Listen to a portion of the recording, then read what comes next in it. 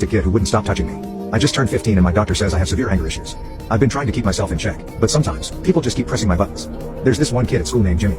Jimmy has autism and is very touchy. Him and I take the school bus home together, and for some reason, he's chosen me as his target. It started off with simple harmless comments like, "You're sexy," or "Let me take you on a date." I assumed the school bullies put him up to it and were taking advantage of his special needs. I felt bad for him, so I just let it slide. I'd say things like, "Thank you, Jimmy," or maybe "Another time, Jimmy," in an attempt to dismiss his jokes. This worked for a while, but things began escalating and I couldn't take it anymore. After a couple weeks, Jimmy began touching me. I would lightly push him off and tell him that I had enough and wanted to be left alone. He wouldn't stop. He'd caress my shoulder and rub his hands against my face while saying things like, "Come on, Kyle. I know you want me." None of the other kids would try to help me either. They'd just laugh and take videos of me getting harassed by this kid who clearly had no idea what he was doing. What was I supposed to do? I didn't want to burst out in anger because I knew that would give me a bad look, given his special needs. I couldn't keep letting it slide though. It would just get worse as time went on. One day, I got on the bus after a long day of school.